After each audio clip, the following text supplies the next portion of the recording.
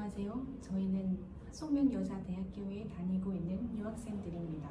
저는 베트남에서 온 틴용입니다. 저는 일본에서 온 아야카입니다. 저는 베트남에서 온 은한입니다. 저는 미얀마에서 온 윤타타입니다. 오늘 이 자리에서 한국의 취업난과 한국 경제 문제에 대해 의논해 보려고 합니다. 윤타타 씨 모두 이야기해 볼까요? 네, 한국의 경제 상황은 1997년 말에 IMF 외환 위기가 발생한 후 한국의 대기업들이 대규모 구조조정을 하게 되었고 직원들도 해고되었죠.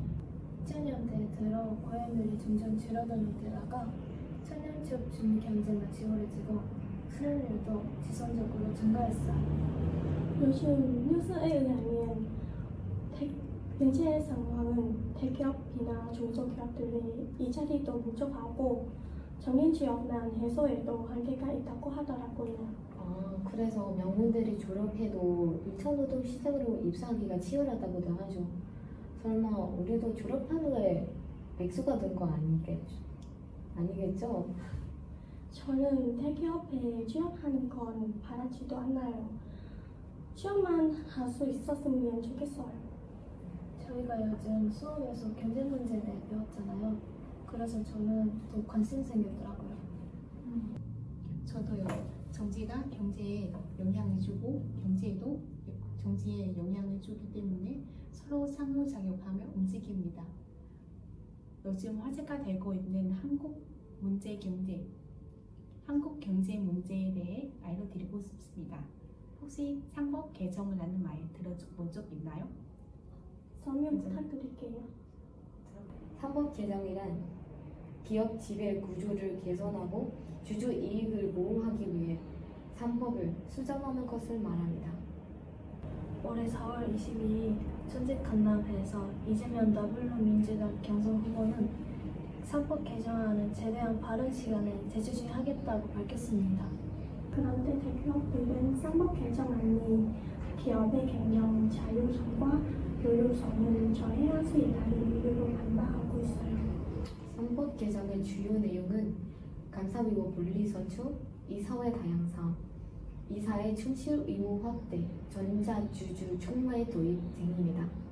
그럼 하나씩 설명해 주실 수 있나요? 네, 당연하죠.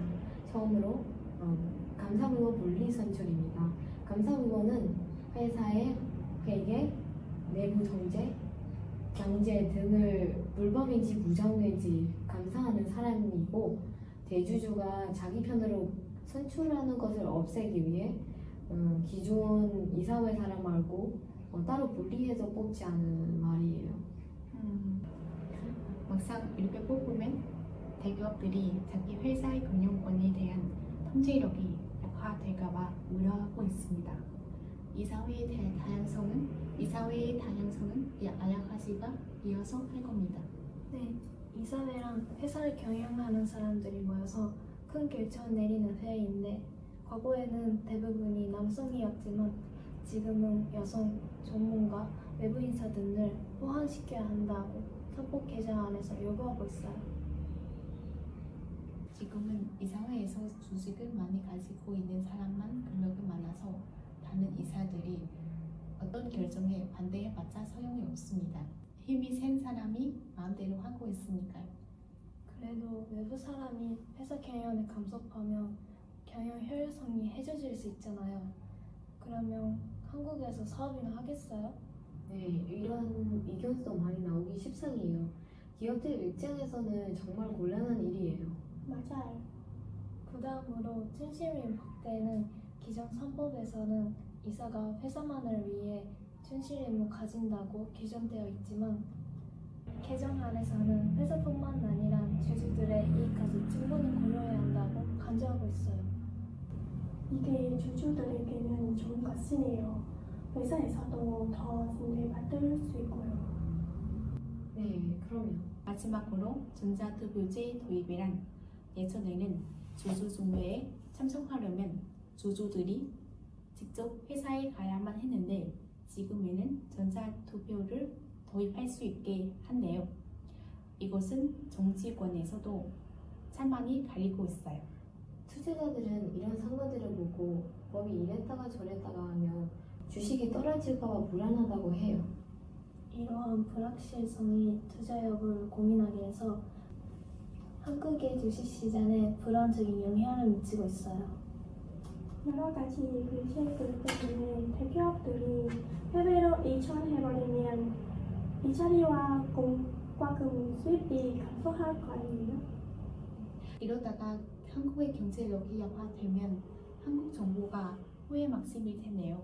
그러니까요. 소 잃고 외양을 보시는 게 무슨 소용이 있겠어요? 이재명 대통령이 취임 이후 선법 개정 추진이 본격화되면서 기업 경영 환경과 경제 전반에 중대한 변화가 예상됩니다. 지금까지 한국의 경제와 관련된 법에 대해서 알려드렸습니다. 잘 들어주셔서 감사합니다.